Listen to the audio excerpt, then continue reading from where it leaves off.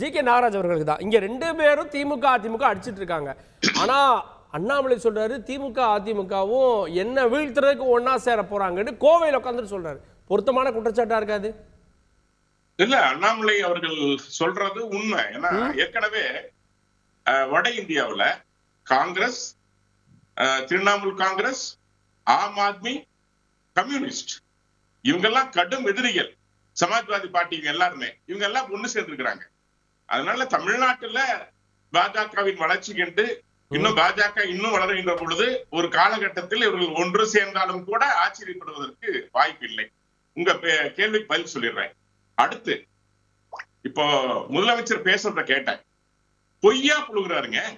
ஒரு முதலமைச்சர் இப்படியா பொய் பேசுவாரு? இல்ல எதுன்னு சொல்லுங்க. எந்த திட்டத்தையும் மத்திய அரசு செய்யல, எதுவுமே செய்யல. என்ன செஞ்சது? எங்களுடைய திட்டங்களை வாங்கி நீங்க ஸ்டிக்கர் ஒட்டி கலைஞர் காப்பீடுன்னு மாத்திக்கிறீங்க, கலைஞர் வீடு கட்டு திட்டம் மாட்டிக்கிறீங்க. எங்களுடைய பிஎம்சி திட்டத்தை வாங்கி நீங்க செயல்படுறீங்க. 2 திட்டம் வேற சார். கலைஞர் வீடு கட்டு திட்டம் வேற, இது வேற. அதை விளக்கி இருந்தாங்க. ஃபேக்ட் செக் டீம்ல இருந்து 2மே வேறன்னு விளக்கி இருந்தாங்க. இதுக்கே நிதி ஒதுக்கீடு நிதிங்க. இல்ல தமிழ் திட்டம் எங்களுடையது. நீங்க கலைஞர் காப்பீடு அவங்க என்ன பண்றாங்க? எங்களுடைய மத்திய அரசுடைய திட்டங்களுக்கு சிறு பெயரை மாற்றுவது, பிரதமருடைய பெயருக்கு திட்டங்களுக்கு தமிழக முதல்வர் வச்சா கூட பரவாயில்ல, கலைஞருடைய பெயர்ல திட்டங்களை வைப்பது. இன்னும் சொல்ல போனா நான் ஒரே ஒரு கேள்வி கேட்கிறேன். மேடையில முதலமைச்சர் பேசுறாங்க. பேசுறத கவனிச்சீங்கன்னா அவங்க சொன்ன மாதிரி 520 வாக்குறுதிகள் கொடுத்தாங்க. நான் ஆட்சிக்கு வந்தவுடன் தமிழ்நாட்டில் வேலை வாய்ப்பு அதிகரிச்சதா? இல்லையே. மனு கொடுத்தவுடன் அன்னைக்கெல்லாம் மனுவானரை பெட்டி வச்சு 100 நாட்கள்ல தனி குழு அமைத்து அதை குறை செய்வோம். குறை செஞ்சார்களா? ஆமா சார். உலக முதலீட்டு மாநாடு போட்டாங்க. எத்தனை பேருக்கு எத்தனை தொழிற்சாலைகள் கட்டப்பட்டது? நான் 2 உதாரணம் சொல்றேன். செல்வராஜ் பேசுற பதில் சொல்லட்டும். தூத்துக்குடியில ஷிப்காட்ல 2023 வியட்நாம் நாட்டினுடைய வின் ஃபர்ஸ்ட் ஆட்டோ லிமிடெட் ஒரு நிறுவனத்தை உருவாக்குனாங்க. ஒரு இடத்துக்கு பாலக்கால் போட்டாங்க, அடிக்கல் நாட்டினாங்க. அதுக்கப்புறம் மீண்டும் அதே இடத்துல இன்னொரு தொழிற்சாலைக்கு அடிக்கல் நாட்டாங்க. உலக சர்வதேச பர்னிச்சர் ஆலை. 2 இதுவரைக்கும் துவங்கப்படலை. சொல்ற தூத்துக்குடியில எம்பி கனிமொழி அவர்கள் இருக்கிறாங்க. இப்போ டாடா நிறுவனம் முதலீடு பண்ணுச்சு சமீபத்துல. இப்போ டாடா நிறுவனம் என்ன திட்டங்களை கொண்டு வந்தாங்க? டாடா நிறுவனங்கள் எல்லாம் ஏற்கனவே தமிழ்நாட்டில் அதிமுக ஆட்சியில் கொண்டு வந்த திட்டங்கள் ஃபேக்டரியில் இயங்கிக் கொண்டிருக்கிறது. அதையெல்லாம் இவர்கள் தங்களுடைய திட்டமாக தங்களுடைய தொழிற்சாலையாக மாற்றிக்கொள்கிறார்கள். உண்மை என்னன்னு கேட்டா இவர்கள் எல்லாம் அதானி, அம்பானி, டாடா என்று இவர்கள் பேசிய அந்த கார்பரேட்டுகள் தான் இவங்களுக்கு இன்னைக்கு ஃபேக்டரி கொடுத்துட்டு இருக்காங்க. ஆக தேவை என்றால் அவர்கள் நல்லவர்கள், தேவையில்லை என்றால் மோடிக்கு தேவையான கார்பரேட்டுகள். இப்படித்தான் அவங்க அரசியல். இவங்க கொடுத்த தேர்தல் அறிக்கையை பாருங்க மிஸ்டர் கார்கே, எவ்வளவு மோசமா இருக்கு அப்படின்னா, உங்க கூட்டணி காங்கிரஸ் சொல்லுது ஏழை பெண்களுக்கு 1 லட்சம் ரூபாய். இது சாத்தியமா? 500 ரூபாய் சிலிண்டர், இது சாத்தியமா? பெட்ரோல் 75 ரூபாய், இது சாத்தியமா? எப்படி நாட்டுடைய பொருளாதாரத்தை பத்தி இவர்கள் கவலைப்பட்டார்களா? சார் பிரதமர் 2019 பெட்ரோல் விலையை பாதியா குறைப்பேன்னு பிரதமர் சொன்னாரு சார். 2,10,000 கோடி கடனை வச்சுட்டு போனவங்க காங்கிரசும் திமுகவும். 18 ஆண்டு காலம் ஆட்சியில் இருந்தவங்க திமுகவும் காங்கிரசும் என்ன செஞ்சாங்க? இவங்க கொடுத்த வாக்குறுதியை பாருங்க. பழைய பானையில, நீங்க இன்னும் சொல்ல போனா புதிய பானையில பழைய சாராயை ஊத்தி கொடுத்திருக்காங்க மக்களுக்கு. நீ சொன்ன படிங்க, உங்களுடைய அறிக்கையை படிங்க.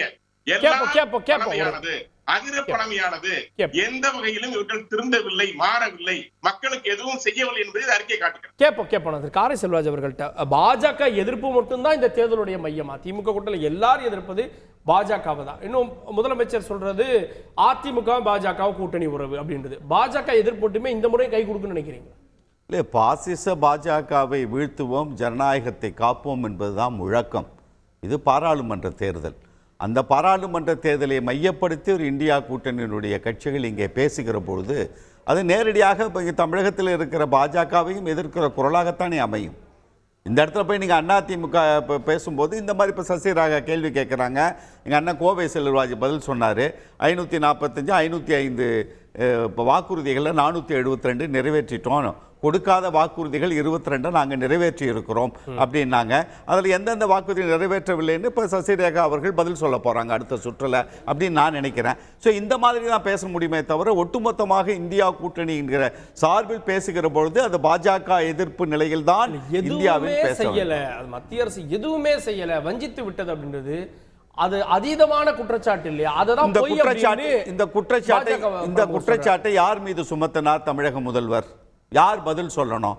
யார் பதில் சொல்லணும்? தமிழகத்தினுடைய முதல்வர் பிரதமர் நரேந்திர தாமோதர் தாஸ் மோடி அவர்களை பாற்றி வைக்கிற கேள்வி. தமிழகத்தில் அரசியல் பிரச்சாரம் பண்ண வந்தார் மோடி அவர்கள், என்ன குற்றச்சாட்டை சுமத்தினாரு? இங்கே இந்துக்களுக்கு எதிராகத்தான் பேசுவார்கள், மற்ற மதத்தை பற்றியெல்லாம் இங்கே பேச மாட்டார்கள், திராவிட இயக்கம்னு ஒரு பிரதமர் பேசிட்டு போற ஒரு தேர்தல் களம். பெண்களுக்கு இங்கே இந்த தமிழ்நாட்டில் பாதுகாப்பு இல்லை, இதுதான் ஒரு பிரதமர் வந்து பேசுறதா? கேள்வி கேட்டோம்ல, நீங்க இந்தியாவிற்கு தமிழகத்திற்கு என்ன திட்டங்களை கொடுத்திருக்கீங்கன்னு வரிசைப்படுத்தி சொல்லுங்கள் என்று ஓபன் சேலஞ்ச் ஒரு தமிழகத்தினுடைய முதல்வர் கேட்கிற பொழுது ஏன் பிரதமர் அடுத்த கூட்டத்தில் வரும்பொழுதாவது பேசட்டும்? ஏன் அவர் வாய் திறக்க மறுக்கிறார்? பேச மாட்டார், ஏன்னா அவருக்கு தெரியாது, சொல்ல முடியாது. நீங்க ஏற்கனவே இந்த கீரல் விழுந்த கிராமபோன் ரெக்கார்டு மாதிரி திரும்ப திரும்ப திரும்ப திரும்ப ஸ்டிக்கர் ஸ்டிக்கர் ஸ்டிக்கர்னு அண்ணன் கருநாகராஜன் போன்றவர்கள் வந்து பேசிட்டே இருப்பாங்க. இப்படிதான் நடக்கும். தமிழக முதல்வருடைய குற்றச்சாட்டிற்கு பிரதமர் பதில் சொல்ல வேண்டும். இரண்டாவது, இந்த தேர்தலில் முக்கியம் என்னங்க? இந்த தேர்தலில் நான் ஒரு சின்ன விஷயத்தை மட்டும் சொல்லிடுறேன். இந்த தேர்தல் என்பது பாசிச பாஜகவை வீழ்த்துவோம், ஜனநாயகத்தை காப்போம். இதற்கான அடிப்படை கூறுகள் என்ன? இடி எங்களுக்கு துணை இல்லை, அமலாக்கத்துறை இப்போ இந்தியா கூட்டணிக்கோ தமிழகத்தில் இருக்கிற திமுக கூட்டணிக்கு துணை இல்லை, வருமான வரித்துறை எங்களுக்கு துணை இல்லை, சிபிஐ எங்களுக்கு துணை இல்லை, தேர்தல் ஆணையம் எங்களுக்கு துணை இல்லை, பத்திரிகை காட்சி ஊடகங்கள் எல்லாம் மிரட்டி அவர்கள் வந்து அரசாங்கத்திற்கு ஆதரவாக பேசணும், இல்லை வாய்மூடி மௌனமாக இருக்க வேண்டும் என்று சொல்லுகிற அதிகாரம் எங்க கிட்ட இல்லை. அதானியை போய் ஒரு தொலைக்காட்சி வந்து என்டிடிவி வந்து அரசுக்கு எதிராக பேசுறாங்கன்னு சொன்ன உடனே அதானி பங்குகளை வாங்கி, ஒரே நிமிஷம், பங்குகளை வாங்கி என்டிடிவியை வாங்க முடியும். பிபிசி ஆவணப்பட வெளியிட்டோன்னு அவனை ரைடு பண்ண முடியும். புல்வாமா தாக்குதலுக்கு காரணம் நான் இதெல்லாம் சொன்னேன், இப்படி நடக்கும் என்று சொன்னேன். உள்ள பாதுகாப்புத்துறை அமைச்சர் ராஜ்நாத் சிங் கேட்கவில்லை. இந்த புல்வாமா தாக்குதல் இறப்பிற்கு காரணம் இவர்கள் தான் என்று அங்கே இருந்த கவர்னர் சொன்னதுக்கு பிறகு அவரை சார்ந்த இடங்கள்ல 23 இடங்களிலே ரைடு விடக்கூடிய அதிகாரம் எங்க கிட்ட இல்ல. எங்க கிட்ட என்ன இருக்கு? கருத்தியல் ரீதியாக செயல்படுகிற நீதிபதிகளை இதுவரைக்கும் இந்தியா பார்த்ததில்லை. கருத்தியல் ரீதியாக செயல்படுகிற நீதிமன்றங்களை இந்தியா இதுவரைக்கும் சந்தித்ததில்லை. இப்பொழுது சந்தித்துக் கொண்டிருக்கிறது அவலமான நிலை. அந்த மாதிரியான நீதிபதிகள் எங்களுக்கு துணை இல்லை. எலக்ட்ரோல் பாண்ட் மூலமாக, எலக்ட்ரோல் ட்ரஸ்ட் மூலமாக, போல் டொனேஷன் மூலமாக 12,930 கோடி ரூபாய் மிரட்டி 33 நிறுவனங்களுக்கு 3.7 லட்சம் கோடி பணத்தை திட்டங்களை கொடுத்துட்டு மிரட்டி பணம் பறிக்கிற அதிகாரம் எங்க கிட்ட இல்ல. எங்களுடைய அதிகாரம் எல்லாம் இன்க்ளூசிவ் growth, சமூக நீதியை பேசுகிறோம், பயன்பெற்ற மக்கள்கிட்ட போறோம், மாணவிகள்கிட்ட போறோம், உங்களால் பாதிக்கப்பட்ட விவசாயிகள்கிட்ட போறோம், உங்களால் பாதிப்படைந்து நலிந்து போயிருக்கிற தொழிலாளர்கள் நிலைக்காக நாங்கள் பேசுகிறோம். எங்களுடைய களம் என்பது சமூக நீதியை பற்றி மட்டுமே பேசுகிற களம். நாங்கள் செய்திருக்கிற சாதனைகள் மட்டுமே எங்களுக்கு துணை இருக்கும் என்கிற நிலைதான். இதை நாம் சொன்னதெல்லாம் உங்களுக்கு துணை இருக்கிறது, அதுதான் உங்களுக்கு தேர்தலில் துணையே தவிர நீங்கள் போட்ட திட்டங்களில் ஒரு திட்டம் கூட இல்லை. சிறிய குறுக்கீடு மட்டும் கோவை சொல்றாரு. குறுக்கிட்டீங்க, சிறிய குறுக்கீடு மட்டும். நான் நாகராஜ் பதில் கேட்கணும்.